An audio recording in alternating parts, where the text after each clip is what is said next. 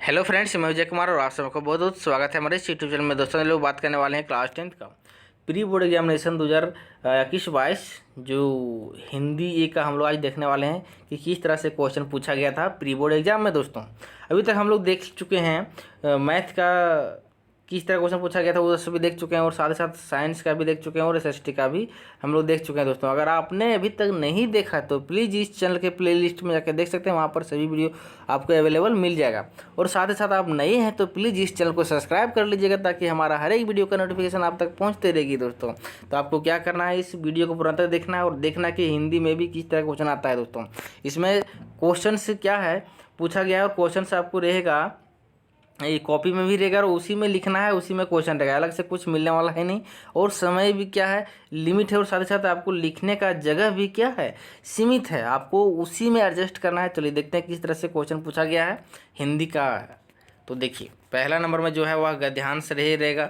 गद्यांश से क्या करना है, पठित बोध जिसको कहा गया है उसे पढ़ पढ़ के आपको क्या करना है, आंसर देना है। तो चलिए हम लोग फटाफट उसका आंसर करते हैं, सोल्यूशन करते हैं। किस तरह से आपको खोजना है वो तो आपको देखना है। पढ़ने के बाद ही सबसे पहले क्या करना है, इसको गद्यांश को पूरा एक बार पढ़ लेना है। पढ़ने के बाद आपको क्या करना है, सटासट आंसर देते जाना है। ऐसा नहीं कि आप हर बार क्वेश्चन पढ़िएगा और उसका ढूंढिएगा आंसर, तो आपको शायद समय ज़्यादा लग सकता है। तो आपको क्या करना है, एक बार पूरा अच्छी तरह से बारीकी से पढ़ लेना है।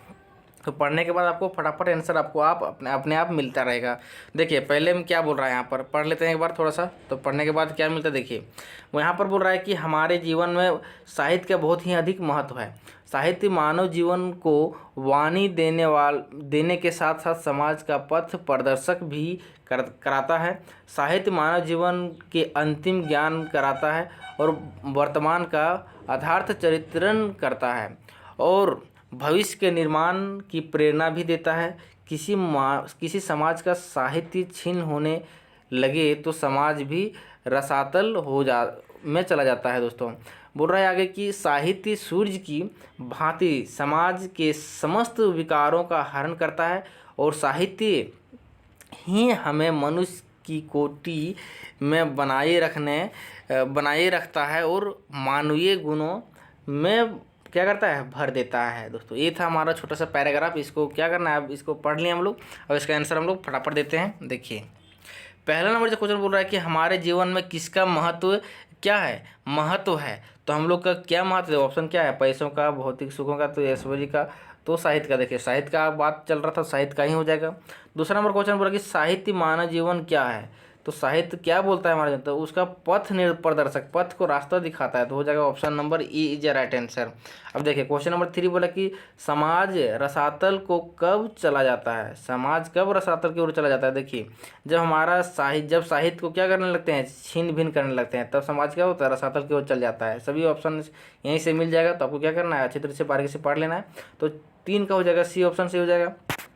4 नंबर बोल रहा है कि समाज किस की भांति समाज के समस्त विकारों का हरण करता है। दोस्तों तो इसका हो जाएगा सूर्य की भांति, किस भांति, सूर्य की भांति। ठीक है, तो ऑप्शन नंबर ई राइट आंसर हो जाएगा। अब 5 नंबर क्वेश्चन बोल रहा है कि उपर्युक्त गद्यांश का उचित शीर्षक दें। देखिए शीर्षक तो पूरा जो पैराग्राफ में साहित्य की चर्चा हो रही थी, तो साहित्य का ही महत्व हम लोग देख सकते हैं। तो यहाँ पर देखिए option number C is right answer, साहित्य का महत्व। अब देखिए अगला जो क्वेश्चन है वहाँ पर इसमें भी क्या है कि पढ़ करके आंसर देना है। तो यहाँ पर क्या एक पोएम के जैसा है। तो बोल रहा है कि मत काटो तुम यह पेड़ है ये लज्जा वसन, इस माँ वसुंधरा के इस संहार के बाद।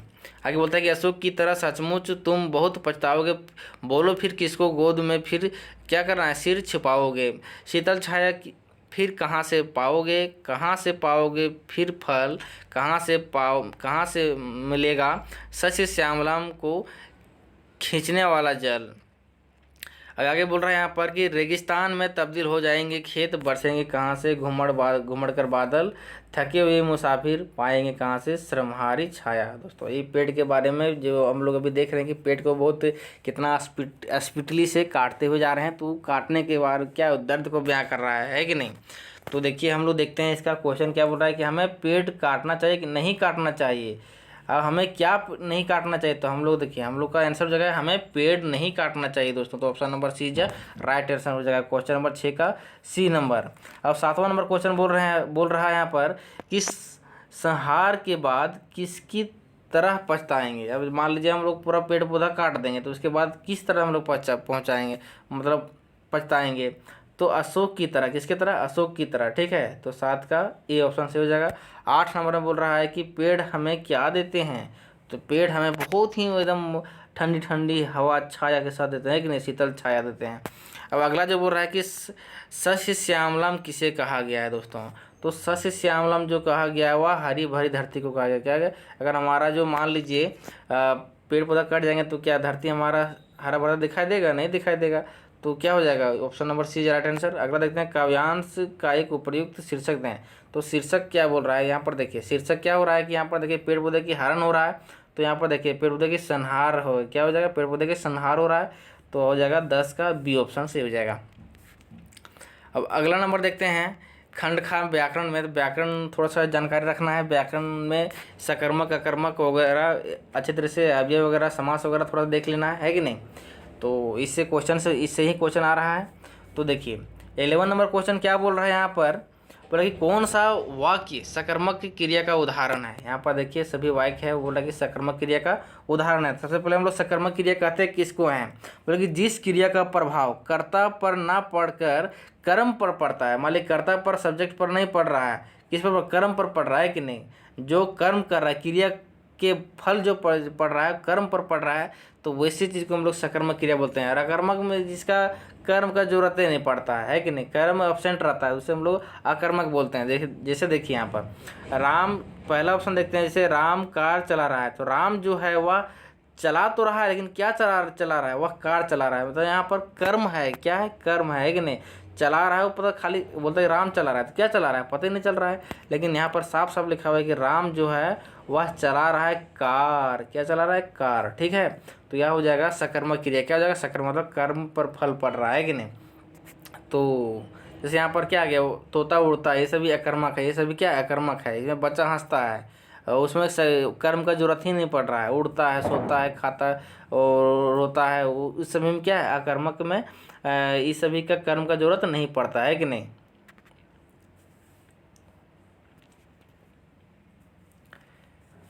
अब आगे हम लोग देखते हैं क्वेश्चन नंबर 12। क्वेश्चन नंबर 12 बोल रहा है कि कौन सा वाक्य अकर्मक है। देखिए यहाँ पर अकर्मक भी पूछ दिया है। तो अकर्मक में क्या हो रहा है, देखिए यहाँ पर सीता पत्र लिखती है, ये तो सकर्मक हो गया, पत्र लिख रही है।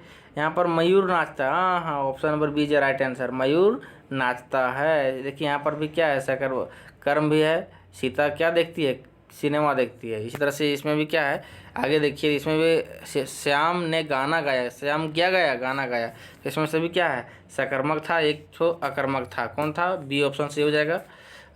13 नंबर देखते हैं कौन सा तारा का एक अर्थ है। तारा का अर्थ, तो तारा का अर्थ गड़बड़ नहीं करना है। तारा का अर्थ है कि नक्षत्र होता है, क्या होता है, नक्षत्र। तो ऑप्शन नंबर सी जो राइट आंसर हो जाएगा।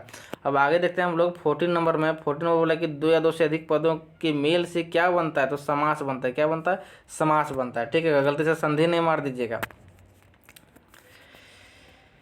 अब देखिए यहाँ पर 15 नंबर बोला कि आजीवन में कौन सा समास है। आजीवन में कौन सा समास है, तो आजीवन जो है आ लगा हुआ है, अब अव्यय समास, क्या लगा हुआ, अव्यय समास हो जाएगा, ठीक है। अब यही भाव समास मतलब कह सकते हैं उसको।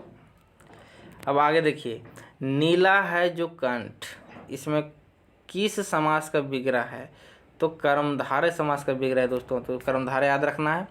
16 का हो जाएगा ऑप्शन नंबर ये।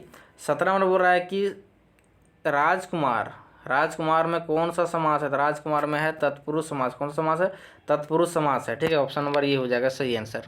18 नंबर बोला कि जो जैसा करता है वह वैसा ही पाता है दोस्तों। देखिए जैसा वैसा, जैसे मतलब इस तरह से जब भी सिमिलर शब्द मिला रहेगा कोई भी सेंटेंस में, वाक्य में, जैसा तैसा ऐसा कैसा है कि नहीं, जो सो, इस तरह का रहेगा तो उसमें क्या होता है, मिश्र वाक्य करता है। क्या होता है, मिश्र वाक्य उसमें रहता है, ठीक है। तो जगह 18 का option number C is right answer. अब 19 नंबर में देखते हैं कि बोला कि मीरा के द्वारा पुस्तक पढ़ी गई। मीरा के द्वारा क्या किया गया है, पुस्तक पढ़ा गया के द्वारा। देखिए किस तरह का वाच्य है, तो यार देखिए कृत्रिवाच्य नहीं है। मीरा ने जब रहेगा तो ने का प्रयोग रहता, तब होता है कृत्रिवाच्य। लेकिन यहाँ पर के द्वारा है तो उसमें कर्म वाइज हो, क्या हो जाएगा, कर्म वाइज। ठीक है, तो option number B is right answer. अब देखिए आगे बोल रहा है 20 नंबर क्वेश्चन। 20 नंबर बोल रहा है कि जिन शब्दों में क्या हो रहा है कि जिन शब्दों में रूप, लिंग, वचन, काल, क्रिया, कारक आदि का कारण से कोई परिवर्तन नहीं होता है उसे अव्यय कहते हैं। लेकिन अव्यय को किसी और की किन नाम से जाना था, या विकारी, उसको क्या बोलते हैं, अविकारी। तो option number B is right answer हो जाएगा। अब अगला क्वेश्चन देखते हैं 21 नंबर में। 21 नंबर में क्या बोल रहा है यहाँ पर, ये क्या है, गद्यांश के रूप में दिया है कविता, तो उस किताब से है कि नहीं, किताब का जो एक पोयम दे दिया है, पोयम को पढ़ करके क्या करना है, इसको इसका आंसर देना है। तो देखिए 21 बोला कि हमरो हरि हारिल की लकड़ी, मन कर्म वचन वचन नंद नंदन और यह दृढ़ करी पकड़ी, जागत सेवात स्ववन दिवस निशी, कान्हा कान्हा जकरी, सुनत जो जोग लगता है ऐसों, ज्यों करुई ककरी, सु तो व्याधि हमको ले आए, देखी सुनी ना ककरी, यह तो सुर तनही लो सौंपो, जिनके मन चकरी। इस तरह से क्या था, एक इसी से हमको आंसर देना है। देखिए यहाँ पर 21 में बोल रहा है कि प्रस्तुत पद के रचनाकार कौन है दोस्तों। इस पद जो पद है वो जो प्रस्तुत किया है उसका कौन रचनाकार है। देखिए यहाँ पर क्या बोल रहा है कि ये कृष्ण और गोपियाँ की बात कर रहा है। तो कृष्ण गोपियाँ का जो लिखा था ये पोयम जो किसके द्वारा लिखा गया है, प्रस्तुत पद जो लिखा गया है वह सूरदास के द्वारा। किसके द्वारा लिखा गया, सूरदास के द्वारा। ठीक है, 21 का हो जाएगा ए ऑप्शन सही हो जाएगा। 22 में बोल रहा है कि गोपियों की दशा किस पक्षी की तरह हो गया था दोस्तों। तो उसकी पक्षी देखिए यहाँ पर क्या है, हारिल की लकड़ी। तो हारिल की लकड़ी मतलब हारिल की तरह, किसकी तरह हो गया था, हारिल की तरह। ठीक है, अब आगे देखते हैं हम लोग। बोल रहा है कि गोपियों को उद्धव द्वारा दिया गया योग का ये ज्ञान किसके समान लगता था। जो भी गोपियाँ के द्वारा उद्धव द्वारा जो ज्ञान दिया गया है वह किस, मतलब उस उद्धव समझा रहा है गोपियों को, तो उस जो ज्ञान बांटा उद्धव के द्वारा तो वह किसके जैसा लग रहा था, तो वह कड़वी ककरी के समान। किसके समान, कड़वी ककरी के समान। तो हो जाएगा 23 का option number B is a right answer हो जाएगा दोस्तों। अब 24 नंबर में देखते हैं। तो बोल रहा है कि गोपियाँ जागते सोते सपने में दिन रात किसकी नाम जपती रहती थी दोस्तों। तो हम लोग सब बहुत ही सिंपल क्वेश्चन है कि गोपियाँ जो थी कृष्ण की दीवानी थी, कृष्ण की। तो हो जाएगा option number B is a right answer, Krishna ji. अब अगला जो क्वेश्चन है बोला कि यह दंतुरित मुस्कान कविता के कवि का नाम क्या है, मतलब वो कवि किसके द्वारा यह दंतुरित मुस्कान लिखा गया है दोस्तों। तो उसका सही आंसर हो जाएगा, देखिए हो जाएगा नागार्जुन के द्वारा। किसके द्वारा लिखा गया था, नागार्जुन। तो हो जाएगा option number C right answer. अब यहाँ पर बोल रहा है 26 में कि घेर घेर घेर धरा धराओ, और ये जो पंक्ति है किस कविता से लिया गया है दोस्तों। तो यह जो पंक्ति है लिया गया है, इसको याद रखना है। एक उत्साह करके क्या था, कविता था, कविता का जो हेडिंग था वह उत्साह था, और वह उत्साह का एक क्या है, एक लाइन है। तो आपको पोयम भी 2-4 को याद रखना है ताकि क्या कर सकते हैं आप उसका आंसर दे सकते हैं। अट नहीं रही है, तो ये अट नहीं रही है जो कविता का हेडिंग था, उसमें बोल रहा है जो, मतलब उसमें जो बोल रहा है कि आभा हट नहीं रहा है, वह किसकी आभा हट नहीं रही है। तो देखिए यहाँ पर हो जाएगा फागुन। जो ये जो कविता पूरे है वो फागुन पर बेस है। तो बोल रहा है 27 का डी ऑप्शन सही हो जाएगा, फागुन की आभा हट नहीं रही है। अब आगे देखते हैं 28 में बोला कि दंतुरित मुस्कान के कवि को एकटक कौन निहारा था। एकटक जो शिशु को निहारा था, कौन निहारा था, शिशु निहारा था। ठीक है, तो इस तरह से क्या हो जाएगा, option number B right answer. अब आगे देखते हैं बाल गोविंद भगत से कुछ रिलेटेड क्वेश्चन है। तो आपको क्या करना है कि इसको पूरा पढ़ लेना है, और उसके अलावा अच्छी तरीके से देखिए। बाल गोविंद भगत मझोले कद के गोरे चिट्टे आदमी थे, सर 60 के ऊपर की ही होंगे, बाल पक गए थे, दाढ़ी लंबी दाढ़ी या जटाजुट तो नहीं रखते थे, किंतु हमेशा उनका चेहरा क्या था, सफ़ेद बालों से ही जगमग किए रहता, कपड़े बिल्कुल कम पहनते, कमर में एक लंगोटी मात्र और सिर में कबीरपंथी किसी कनपटी टोपी। जब जाड़ा आता तब काली कमली ऊपर से ओढ़ लेते, मस्तक पर क्या करता, हमेशा चमकता हुआ राम नंदी चंदन जो एक नाक के ऊपर से के छोर से औरतों के टीके की तरह शुरू होता था। गले में लकड़ी के जड़ों की एक बड़ोल माला बांधे रहते।